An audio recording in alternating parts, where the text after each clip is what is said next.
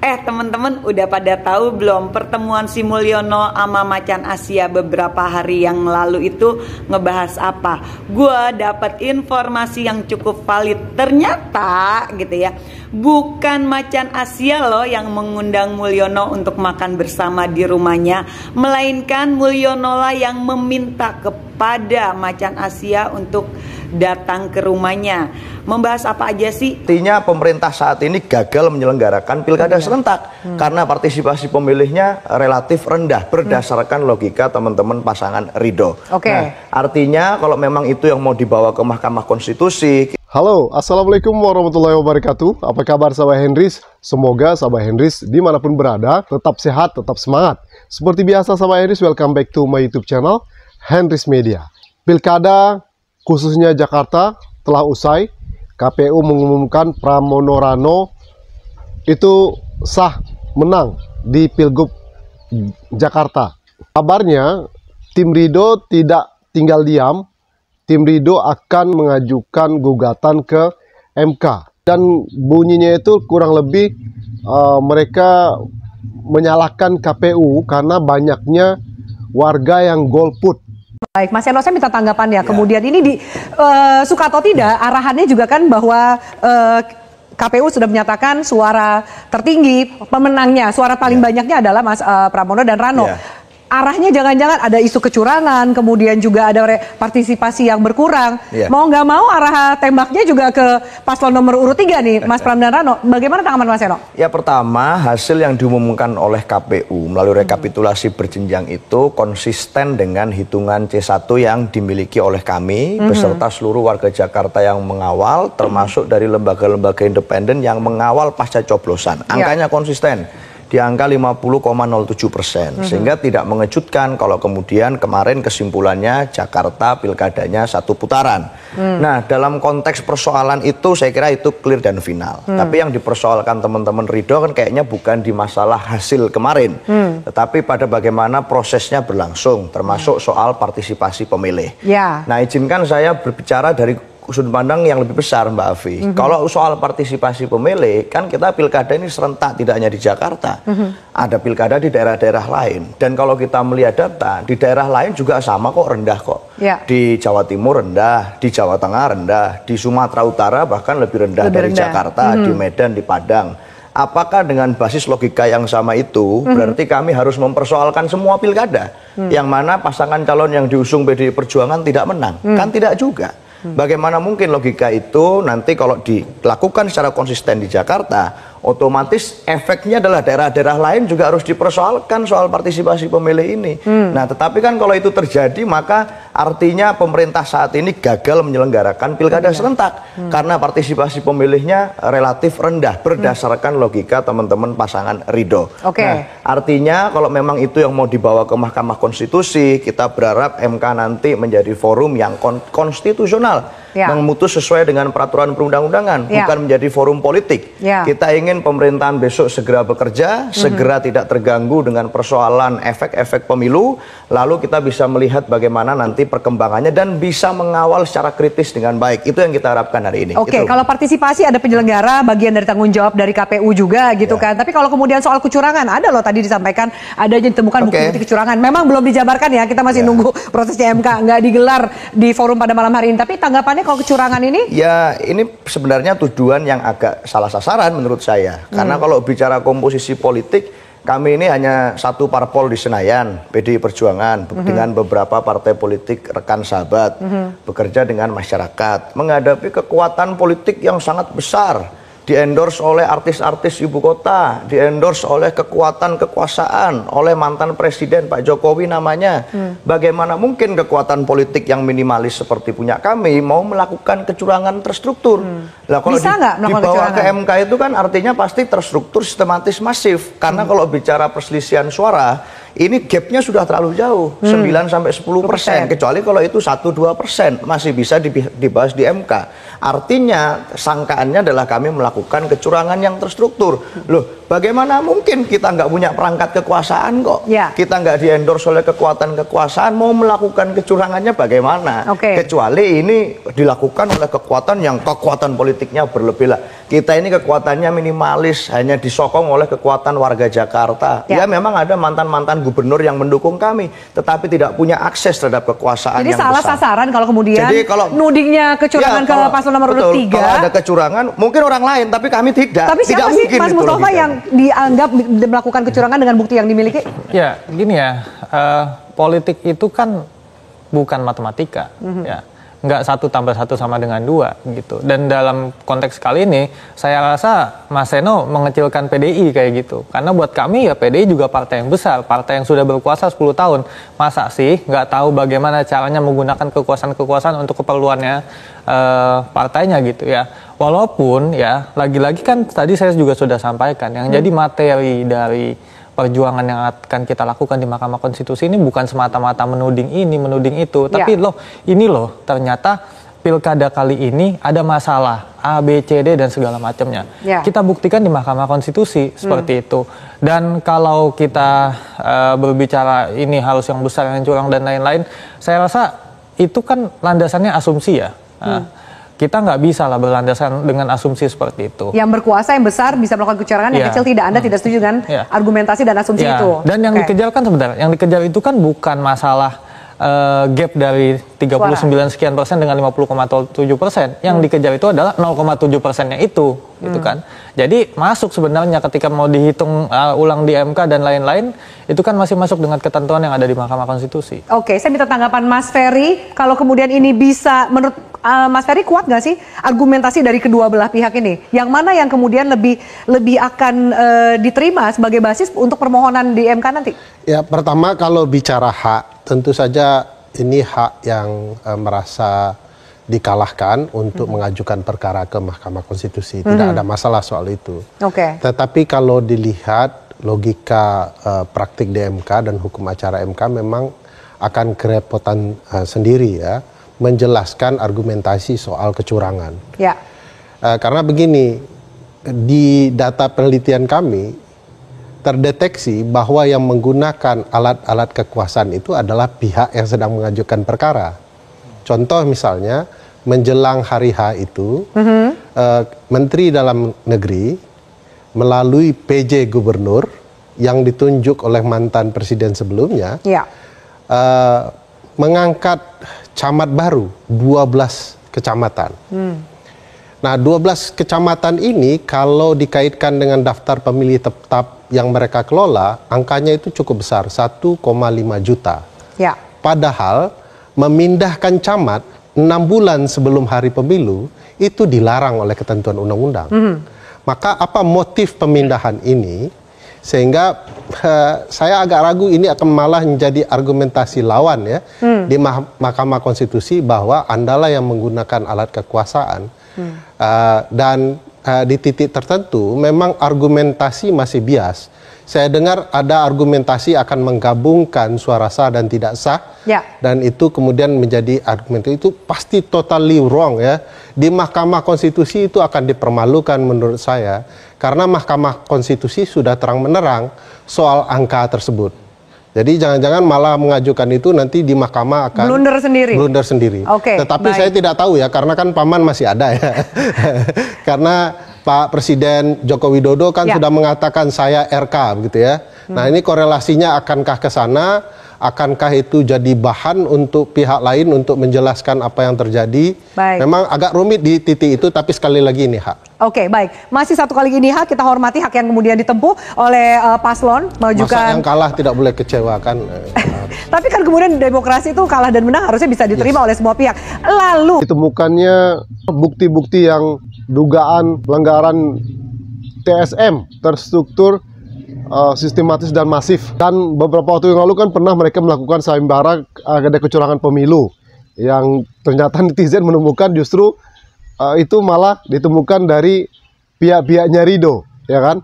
Nah, pertanyaannya apakah nanti MK akan mengabulkan gugatan yang dilayangkan tim Ridho dan juga katanya Pangrekun, ya?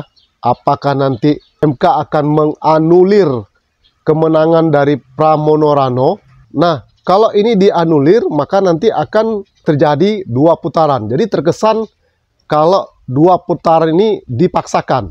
Dan ini sahabat Henris, terbongkar fakta yang sangat mengejutkan isi pertemuan antara Jokowi dan Prabowo dari seorang TikTokers. Check it out. Salam NKRI. Teman-teman udah pada tahu belum pertemuan si Mulyono sama Macan Asia beberapa hari yang lalu itu ngebahas apa? Gua dapat informasi yang cukup valid. Ternyata gitu ya, bukan Macan Asia loh yang mengundang Mulyono untuk makan bersama di rumahnya, melainkan Mulyono lah yang meminta kepada Macan Asia untuk datang ke rumahnya. Membahas apa aja sih? Yang pertama, pembahasannya adalah mengucapkan terima kasih kepada Macan Asia karena sudah membantu menantunya dan boneka-bonekanya Mulyono menang di Pilkada serentak 2024. Yang kedua, Mulyono meminta kepada Macan Asia agar anak karbitannya yang saat ini menjabat sebagai wakil presiden diberikan surat penugasan agar dapat memerintah beberapa menteri. Yang ketiga, Mulyono pun meminta Macan Asia agar Pilkada Jakarta terjadi 2 putaran. Lalu yang gilanya lagi nih, gitu kan, ternyata Mulyono pun meminta campur tangannya Macan Asia untuk merebut atau mengambil alih partai Banteng.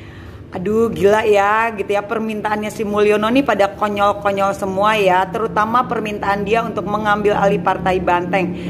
Mulyono, gue ingetin ya, nggak semudah itu Fulgoso buat mengambil alih merebut partai Banteng. Lu kira partai Banteng itu partai ecek-ecek, partai kaleng-kaleng gitu yang bisa seenaknya lu rebut? Ingat yang lu hadapin siapa? Ya, kalau lu mau merebut partai Banteng, berpikir dulu Mulyono ya.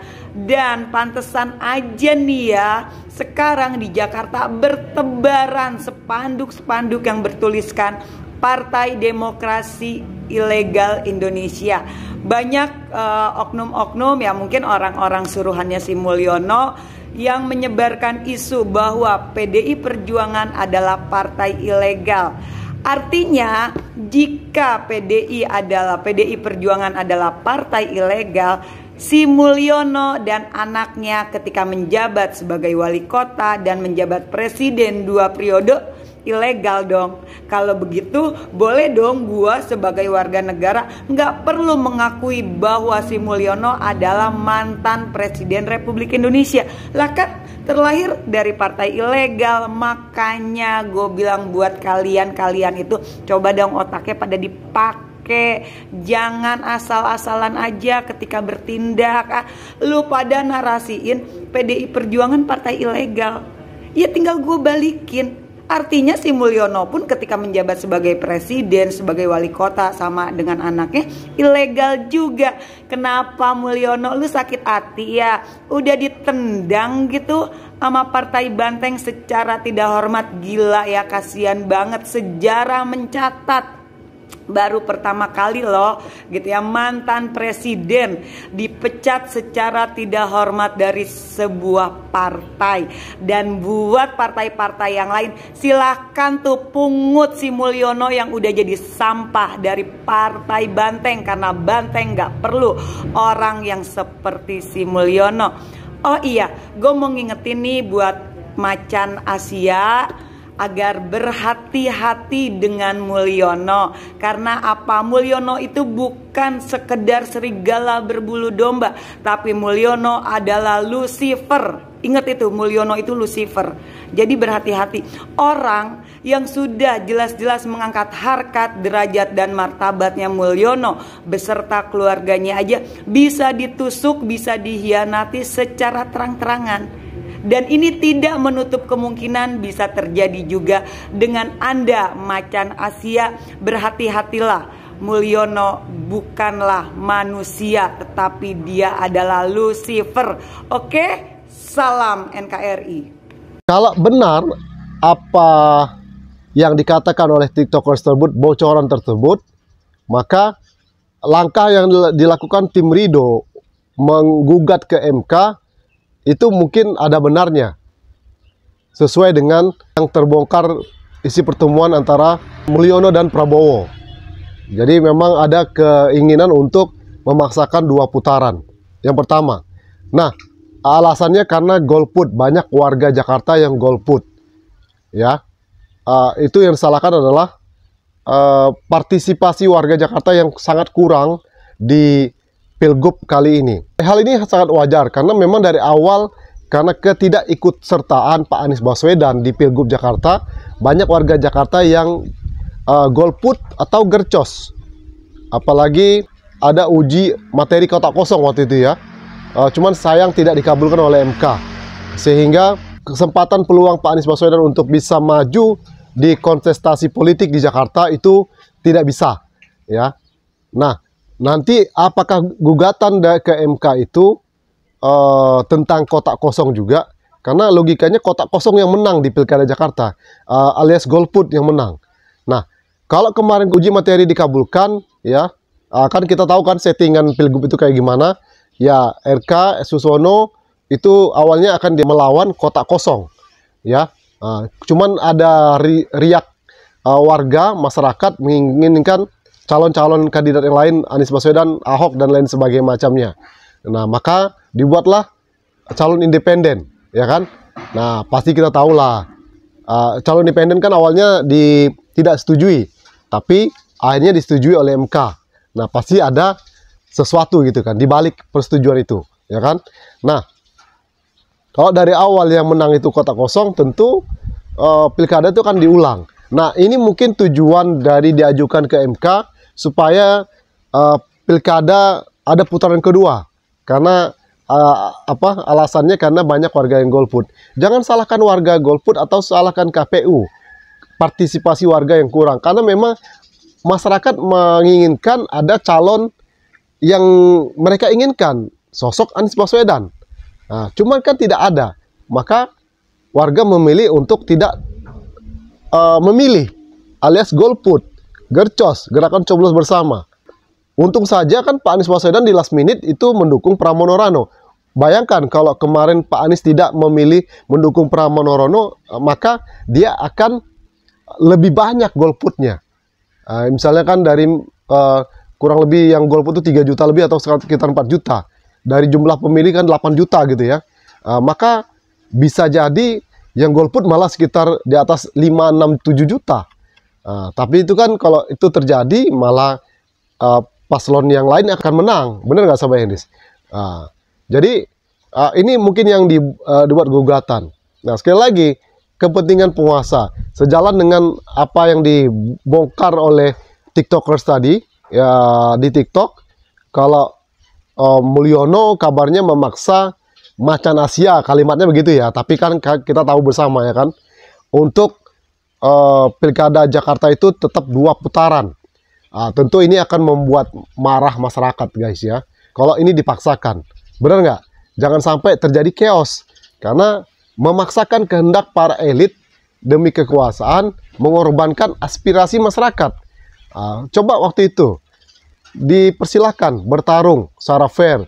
Sosok Anies Baswedan ada aspirasinya, ya jangan dijegal gitu loh.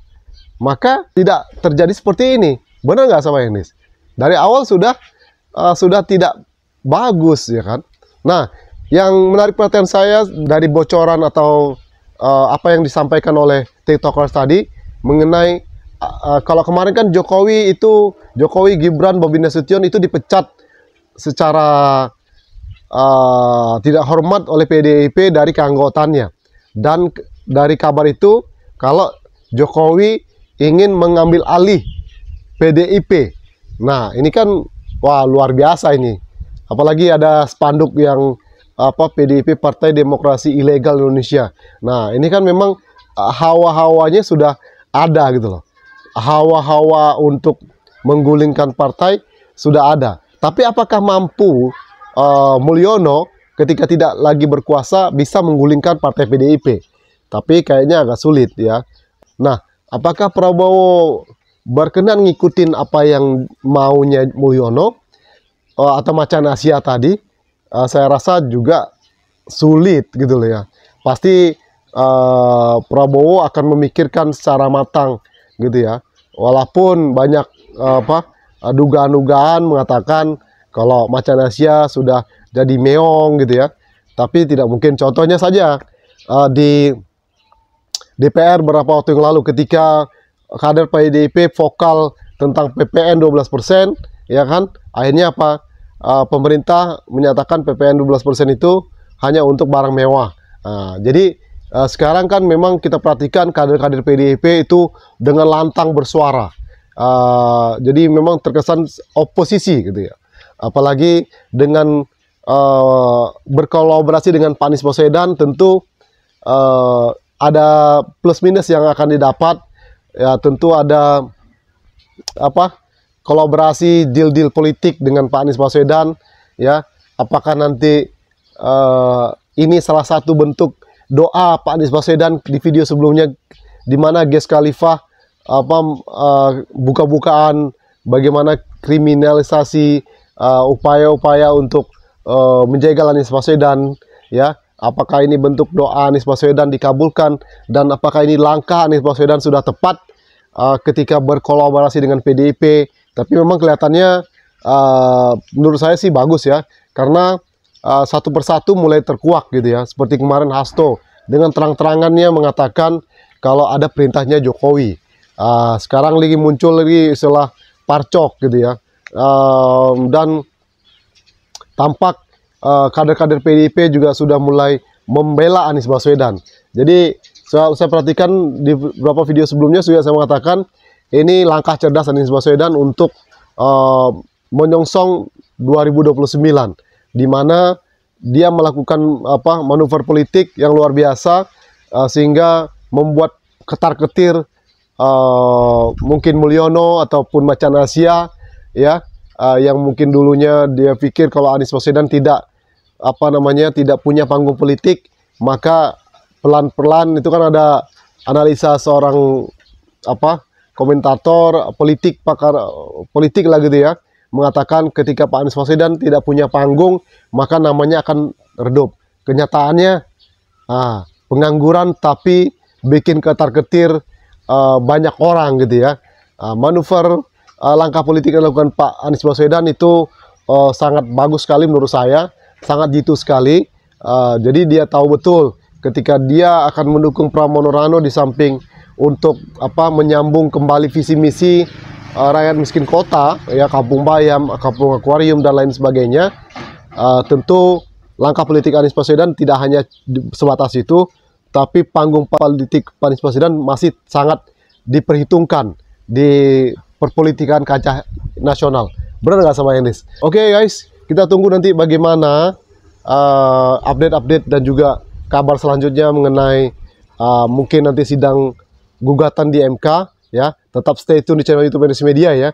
Tapi jangan lupa ya, support channel ini dengan tekan tombol subscribe di bawah, like, komen, dan juga share ke media sosial. Sampai semua. Oke, see you in the next video. Wassalamualaikum warahmatullahi wabarakatuh. Bye bye.